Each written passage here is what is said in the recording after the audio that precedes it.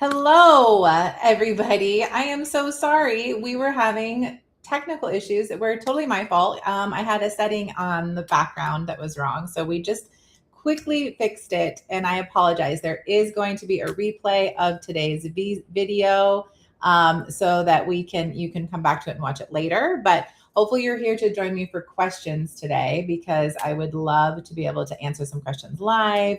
And again, I apologize.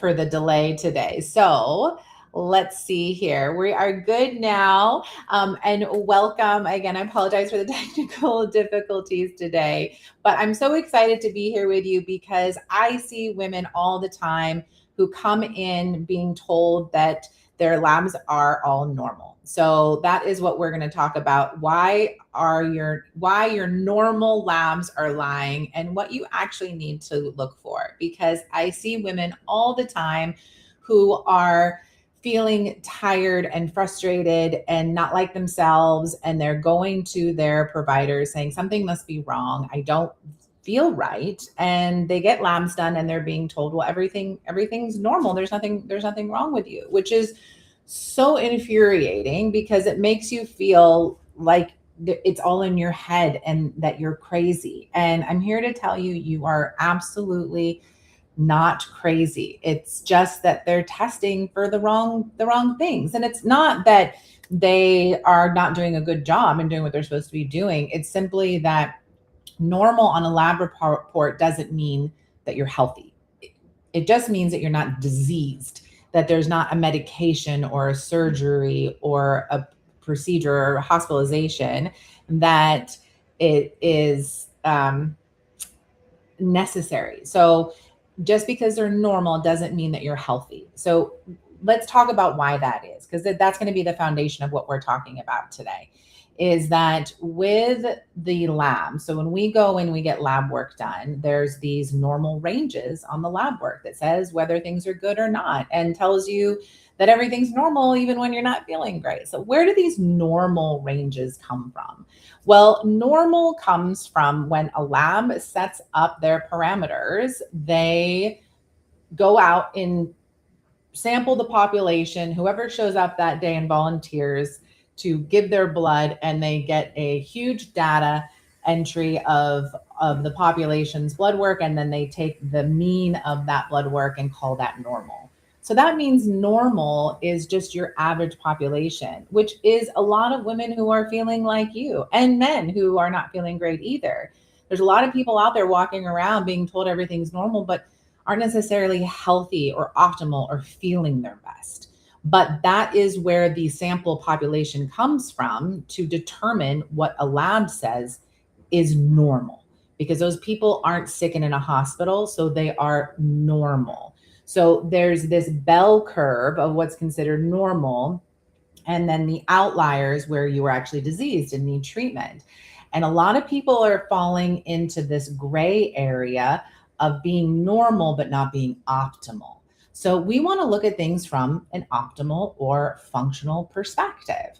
So this is what we do a lot with our patients when we are trying to figure out why their labs are normal and they aren't feeling great, because that happens to so many people. And it's because we're falling into this gray area. So let's talk about some examples, right, of common areas and where we see this happening. And then I just want to double check so that I have access to the chat. So if there's anybody who has questions as we are chatting, please don't hesitate to type them in the chat feature so that I can answer them. I would love to be able to do that for you guys.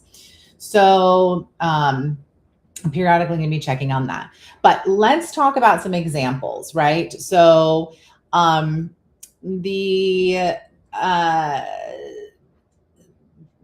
common thing that, I see, so there's a lot of different areas that I want to talk about that are commonly misread or misleading, but there's a lot of normals out there that just don't make a lot of sense. So ferritin is a big one. Iron is a big one.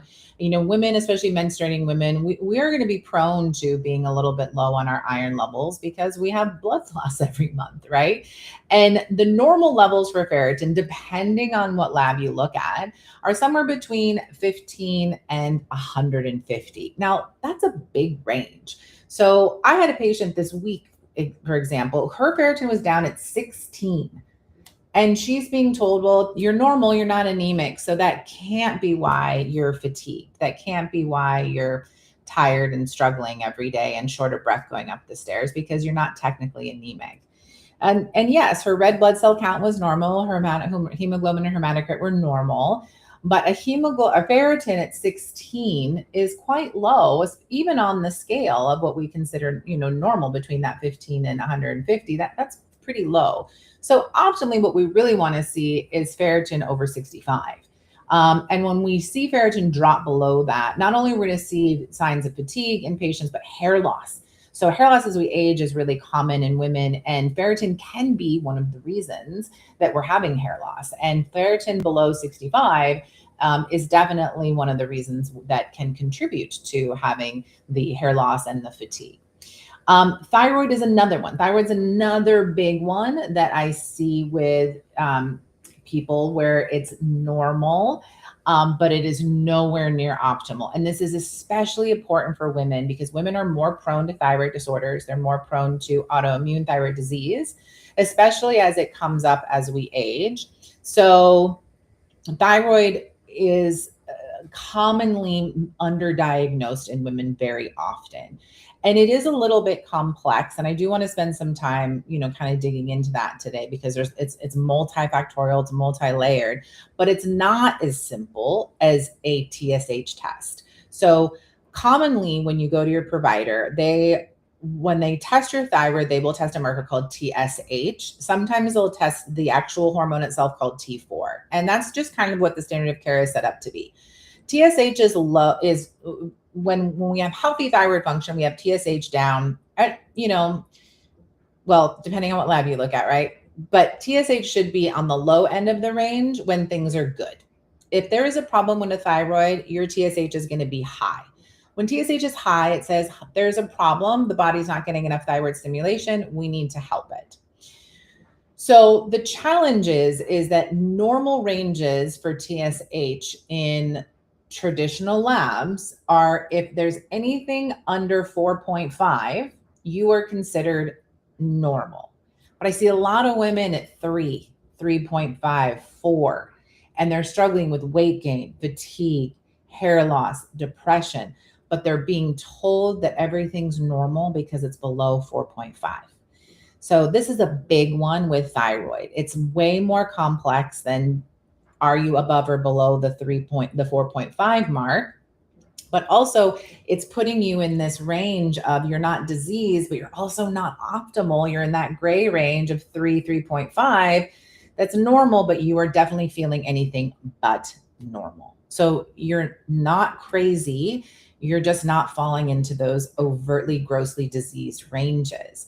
And this is a common failure in modern medicine. But again, it's because they're set up to be able to catch people who are acutely sick and need immediate help to really make sure that they're okay. And it's going to be up to the rest of us to be able to feel that we're optimal and actually healthy. So that's a clear distinction there with the thyroid that I want to kind of spend a little bit of time on. And with that, I do want to talk about some of the things that I think are really important to test for that commonly aren't tested for. So with the thyroid, that's going to be the big one, is that's got several markers that I think are important to test that I want to talk about. So when we're looking at feeling our best and feeling optimal and things aren't, you're being told that you're normal, there's some key areas to look at. One is going to be the thyroid that I'm going to talk about. The other is going to be basic nutrients, things like ferritin that I mentioned. And then the other one is going to be a deeper dive into your metabolic inflammatory picture, because I feel like this is under addressed. And then of course your reproductive hormones, which is, a big area of what I do with my practice, is helping women through reproductive challenges, anything, from PMS and fertility, but especially that perimenopause and menopause transition that is grossly underserved, changing, but definitely grossly underserved. So those are kind of the 4 big areas that I suggest that people look at when they're chatting with their providers. And I want to talk to you today about what those actually are. Okay.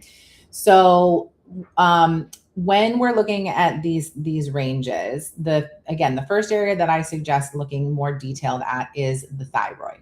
As I mentioned, TSH is the big one for thyroid. That one is when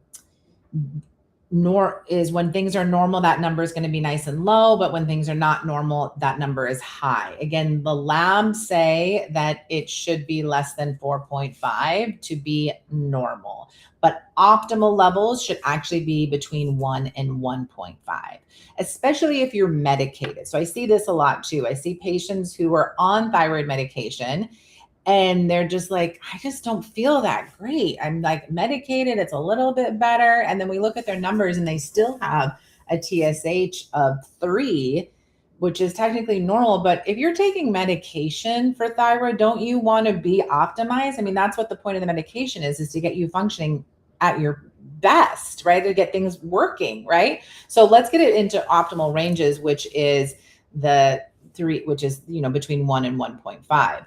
The other kicker is actually measuring the hormones themselves. So a lot of times the standard of care is just set up in traditional medicine where we're just looking at TSH by itself. And the TSH is not going to be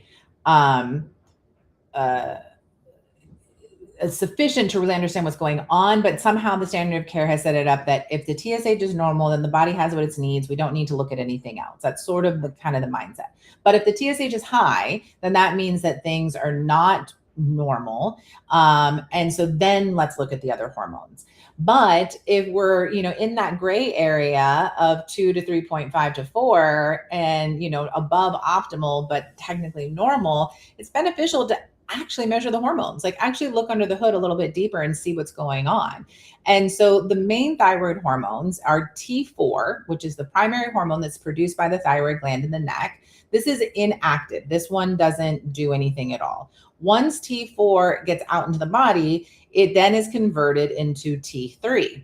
And for women, this is really important because we don't, as we go into perimenopause and menopause, we don't convert T4 into T3 very efficiently. And that has to do with our hormonal levels. So T4 has to be converted into T3, and T3 is the active form of the thyroid hormone. So if you don't have enough T3 circulating, you're not going to get enough thyroid stimulation and you're going to feel kind of crappy, and that TSH is going to go up, right? So if you're getting TSH of around 3 and being told you're normal, it's like, well, maybe let's look at the T3 and see what's actually happening, because maybe you are low on the T3 and maybe the TSH isn't where it optimally could be. So I always check the T4 levels and the T3 levels. Now, my preference is I like to do total T4. So the total amount of T4 hormone versus a free T4 hormone. Free T4 hormone is totally a great number to check too. I know most standard of cares check free T4. I like total T4. It doesn't really matter that much on that one, but as long as you know what your T4 levels are, that's going to be beneficial. And then I like to see free T3. I really like to see free T3 because the free version of the hormone is the one that is most bioavailably active and able to do something right away. So the free T3 is really important. And in traditional medicine, you're lucky if they test T4. They hardly ever test T3 unless you overtly have that high TSH and are, sick enough that they need to go deeper, right? So the free T3 is something that I like to look at because that tells us, well, how much thyroid hormone do we actually have on board that's circulating? I also like to look at what's called reverse T3 because reverse T3 is like T3's evil twin. It looks just like T3. It will bind to the cells but it won't cause stimulation, and it will actually block the active T3 hormone from doing its thing, right? So you can have high levels of reverse T3, which can interfere with normal thyroid function. And then, of course, I always check for thyroid antibodies. So again, women were really prone to autoimmune because of our hormones, and thyroid antibodies are the thyroglobulin antibody and TPO antibody are the antibodies that end up attacking the thyroid and causing problems with the thyroid gland and thus decreasing function. And that is it means that we want to kind of approach the problem a little bit differently when that is present and part of your picture. And if we don't know that's part of your picture, then we don't know that we're missing part of the treatment plan, right? So the T4 and the T3 are really important. So always ask for those from your provider. Can we please check the hormone levels? Can we please check T4 and T3? Again, I really like to do free T3 and then reverse T3. Can we please check my antibodies, anti-TG, anti-TPO antibodies, to assess, is there something deeper going on here with your thyroid? And can we get some information on why you may not be feeling your best? Because again, T3 is the active form of the hormone, and converting T4 to T3 is multifactorial. Low hormones in menopause will slow that down. Inflammation will slow that down. Stress, which a lot of us have, will slow that down. Nutrient deficiencies such as low ferritin will slow that down. So it's really important to assess what's going on there, because that could be part of why we're not feeling that great. And if we're not measuring it, then we don't know, and then we can't treat it, right? So that's a big area to discuss with your provider about looking at those specific tests, okay? Now, the other one that I always have people look at is the iron and nutrient levels. So CBCs are pretty common. I always look at a CBC that's going to be part of a standard panel. That's a complete blood cell count. And we look at what are called the indices of your red blood cells. So MCV, MCH, MCHC. These tell us about the size and shape of your red blood cells. This can give us a lot of insight onto some of your nutritional statuses. And this is something that I always look at from a optimal standpoint. So most blood tests say that your MCV should be under 98 is normal. Some blood tests say under 100 is normal, but functionally, optimally, MCV less than 92 is preferred. If it is above that, that could be indicative of you being low in B12 and folate. Now, you can measure folate and B12 in the bloodstream, but you have to just be aware that serum B12 is not the greatest way to test B12 in the blood. There's multiple factors in which it can be affected by, like, what you're eating the day before, what you're supplementing, etc. Our whole red blood cell, so RBC folate, is a decent test to have done. And again, low MCV can mean that you're low in B12 and or folate. So you can ask for a B12 test and you can ask for an RBC folate test to confirm that. But another really great test that I always like to do is homocysteine. And this can be this is an easy one to ask for from your provider. Homocysteine is a protein in the body that is dependent on B12 and folate for metabolism. So that protein is broken down by the presence of B12 and folate in the body. So if you don't have a lot of B12 and folate in body, that homocysteine level is going to be high. So seeing high homocysteine in your blood work can indicate there is a deficiency in the B12 and folate. So again, when we're looking at the next area to investigate with your blood work, we want to look at nutrient levels. So ferritin, as I mentioned in the beginning, we want to see ferritin over 65. We want to look at your complete red blood cell count and make sure that we have optimal levels of your red blood cells. The MCV is the big one to watch for in that complete blood count, because high MCV over 92 is going to indicate a possible B12 and folate deficiency. And then really low MCV and other indices can also mean then low iron. And then looking at homocysteine, because that's functionally dependent on B12 and folate levels. So high levels of homocysteine can tell you if you've got low B12 and folate in the blood. You can also test for whole red blood cell folate. So RBC folate, not serum folate. It's very different. RBC folate can be a very accurate test.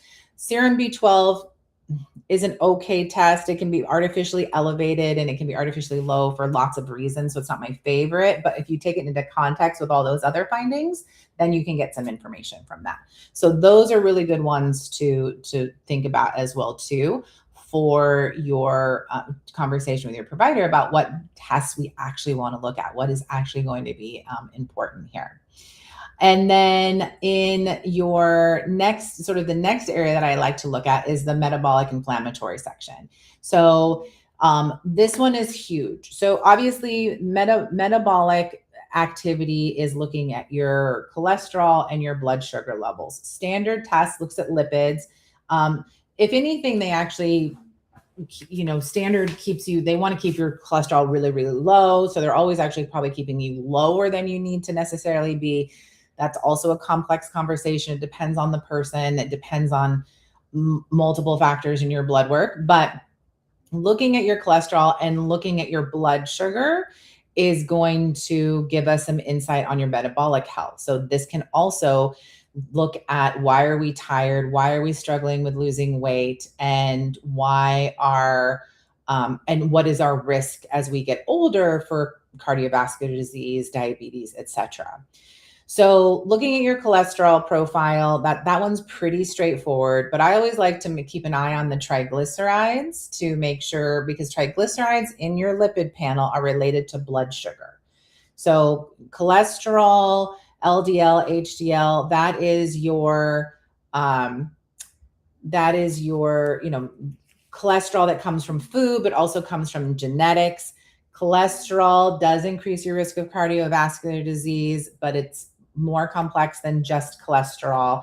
Cholesterol plus inflammation, genetics, blood pressure, lifestyle, etc. That all comes together to create plaque and create cardiovascular risk. So cholesterol numbers are pretty straightforward. If you have high cholesterol numbers, you have a higher risk. If you have low cholesterol, you have lower risk. But what I like to look at is the triglycerides in that lipid panel, because higher triglycerides are related to poor blood sugar management and can indicate insulin resistance earlier than any sort of diabetic diagnosis. So with that, I like to really look at hemoglobin A1C, which is a common test, and also insulin. So hemoglobin A1C under normal is 5.6, which is pretty good.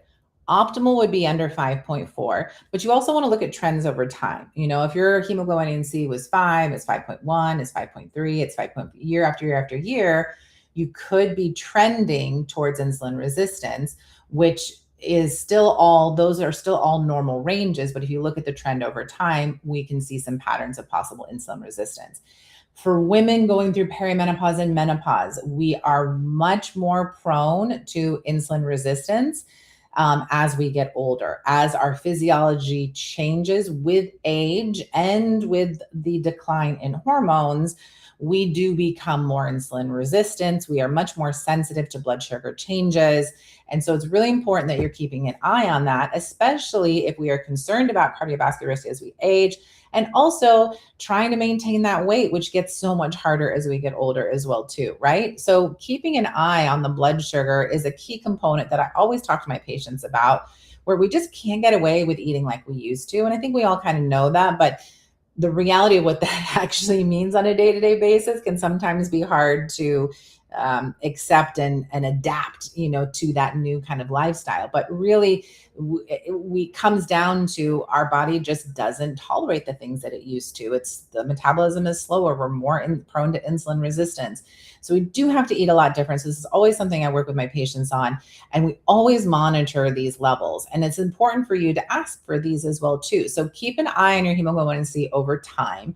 If that starts to get over 5.6, we're developing a bit of an insulin resistance. But we can check the insulin that's commonly not measured. And you can ask your provider, please check my fasting insulin in the morning. Because if your insulin is running high on the high side, that can tell us that you are requiring a lot more insulin to manage your blood sugar than is necessary. And the problem when you have high levels of insulin is it turns on fat storage, slows down metabolism, and increases the aging process. So normally what happens is we eat something, there's sugar in it, it goes into the bloodstream. Insulin's the hormone that comes out and says, hey, sugar, go into the cells where you belong and do what you need to do. Well, the insulin resistance is when the cells say, I don't want to let them in. They're going to stay floating in the bloodstream. I don't want them in here. And insulin has to go, you're going to let them in, you're going to let them in. And it gets louder and louder and louder. And so we get these higher and higher insulin levels. That's called insulin resistance. And so when you see higher insulin levels in your blood work, it means it's requiring a lot more insulin to get a little bit of sugar into the cells, this insulin resistant picture, which again turns on fat storage, increases the aging process, slows down metabolism. So we only want a little bit of insulin to get blood sugar under control. And so we are more prone to that as we get older. So checking that in your blood work, asking for a fasting insulin in the morning can tell you. Now, we'd like to see it less than 10, at least, ideally less than 7 in your fasting insulin in your blood work. And there are some areas of functional health and the research around diabetes, weight loss, metabolic syndrome that say insulin should actually be as low as 2 to 4. Most of my patients I'm seeing are running over 10 and they're struggling with weight. So really looking at that so that you can dial that in a little bit further is really important, because when you see that information, then you're like, okay, I'm not crazy. I'm going to the gym. I think I'm eating right. But when we see that the insulin is, I'm being told I'm normal because my hemoglobin A1C is 5.5. I'm being told it's normal. It is normal. But if it's normal because you have to put out a lot of insulin to make it normal, then it's not an efficient machine. And if you can get that data and see that, then that's, first of all, validating that you're not crazy, but now you know what you're working against and you can make a plan to change that. Okay. And going back to cardiovascular health and lipid panel and cardiovascular panel, the other things that I like to look at that I forgot to mention is if you really want to assess your cardiovascular risk even further, looking at 2 blood tests. One is ApoB, B as in boy, and the other one is LP(a). So I really like being able to do this test because say your cholesterol is at 220, which technically is high, but you've got a good cholesterol HDL of 75, which is great. But your LDL cholesterol is 135, which is not so great, right? So, but your ratio is pretty good. Your cholesterol ratio is not bad, but you're technically high cholesterol, high bad LDL cholesterol. So now you're considered in a higher risk range. Okay, well, what does that high risk range mean? Is that a problem for you? Do we need to be aggressive about that? Or is the fact that your ratio is really good, with your good HDL, is that going to be okay? So what I look at is ApoB and LP(a). ApoB, B as in boy, are protein structures that are part of the cholesterol makeup that basically make it extra sticky. So how likely is your cholesterol going to stick to the vascular wall and cause a plaque? If you have high ApoB, then that bad LDL cholesterol is a little bit more of a problem. So that means we want to be maybe more aggressive about it. But if you don't have a high ApoB, it's probably okay. You're probably doing all right. Then the second one is LP(a). So this is lipoprotein(a). This is a hereditary marker. We do see it quantitatively in the lab work, but it is a hereditary marker. If you have high levels of LP(a), it's because you inherited that. If you have low levels of LP(a), you didn't, you'll probably never have high levels. You're probably going to be okay. And then if you do have the high levels, it's really hard to get it down. There are some things that can help anecdotally that we've seen. But if you have high LP(a), it means you just have a higher genetic risk factor. And unfortunately, that LP(a) does exponentially increase your risk. So if you have a high LDL of 135, which isn't terrible, but isn't great. If you have a negative LP(a), it's like, okay, we can work with this. Let's do some fiber and exercise and get this under control. But if you have a higher LDL and cholesterol and you have an LP(a), that puts you in a slightly different category. So it's good to know exactly what your risk is, and having that assessed gives you more information so that you can make better choices for yourself. So that's the metabolic piece. Oh, and then the inflammatory component. So it's always good to assess your inflammation. I always look at hsCRP. So this is an inflammatory marker in the blood work. hsCRP is a protein that is elevated for a various number of reasons. It can be elevated because you have a cold, you have allergies, if you sprained your ankle, etc. If you cut your hand, that is all for the LP(a). HsCRP that can go up.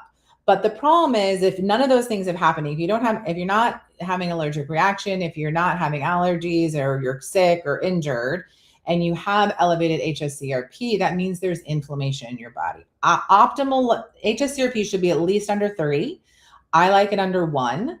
And if you are chronically running over 3 without injury or illness, that means there's unwanted inflammation in the body.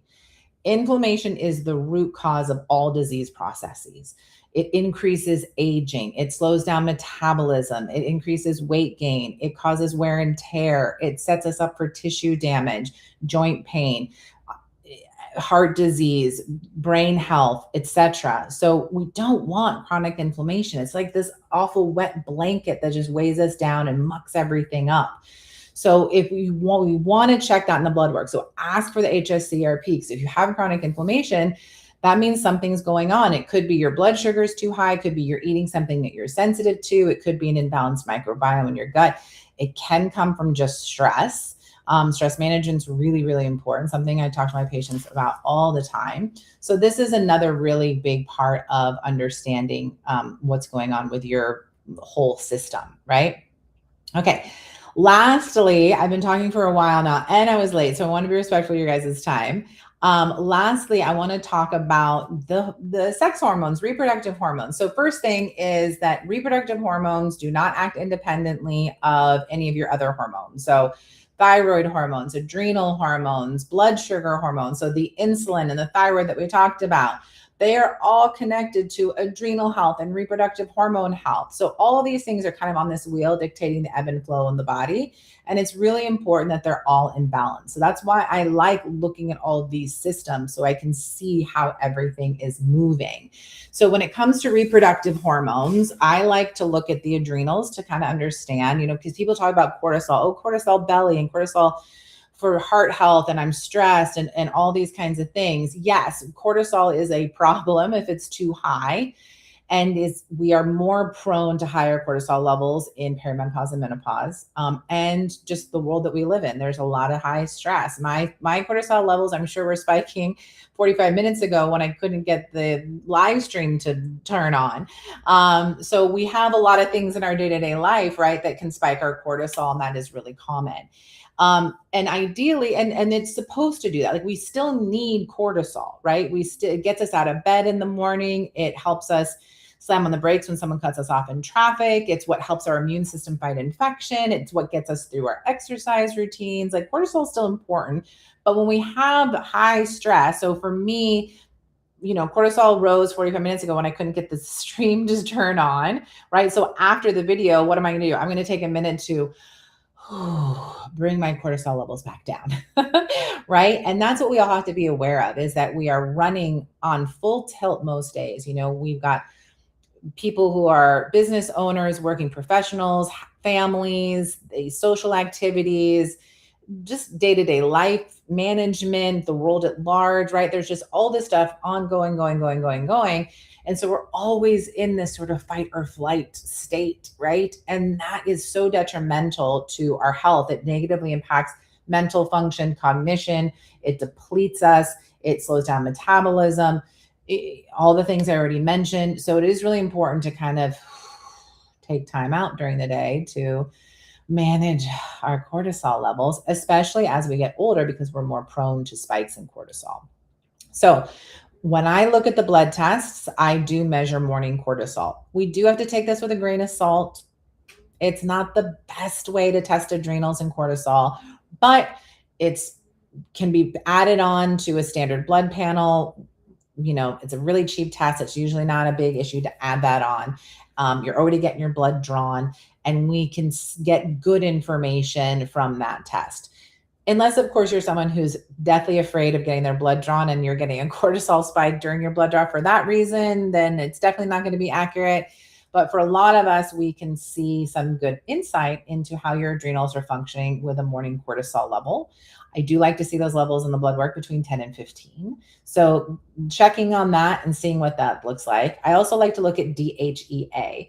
DHEA is a hormone reservoir of your estrogen, your testosterone, And it also is its own driver. It's an energy driver, a motivator, and it can help back up the adrenal glands when they're dealing with a lot of stress. And the DHEA is, the man in the corner when we're dealing with a lot of stress. So we want to check the DHEA levels and make sure that they're holding up their end of the bargain, so to speak. So DHEA, I like to see around 150 to 250 for women. Men can be a little bit higher. And if you are chronically stressed, sometimes we see that DHEA coming in really high, over 300.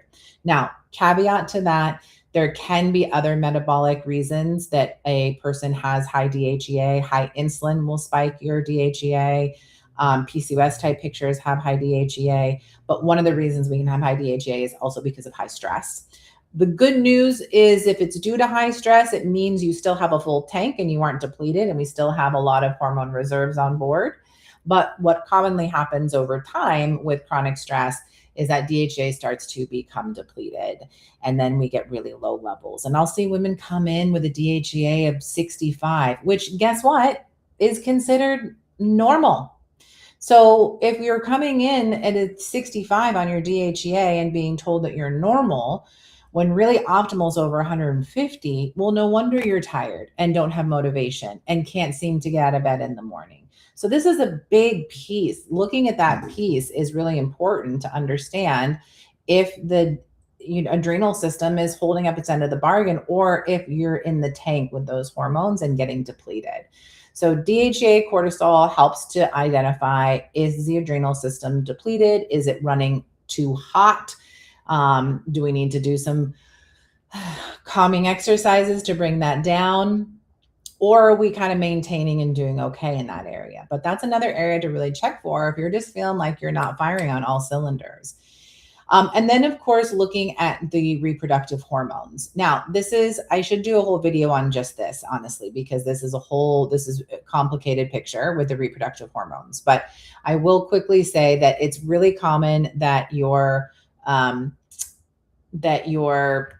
a provider will not run your hormones because, especially in women's health, they haven't been well studied or understood. And in standard medicine, it has never been part of the standard protocol to measure a woman's hormones. So it's very common to not have that as part of a standard blood panel with your provider. You have to ask specifically for that. And sometimes they still won't order it. So you kind of have to push. But you have to understand how to order it. So reproductive hormones are best measured if you're cycling regularly on day 19 to 21 of your menstrual cycle. That window in your luteal phase tells us if your progesterone levels are reaching their peak, which they should be, and how high is that peak. It also gives us an average of what your estradiol exposure is over the course of the month. Now, yes, your estrogen and your progesterone go up and down throughout the month on normal cyclical patterns, but that window gives us a lot of good information to kind of see what's happening in a general sense.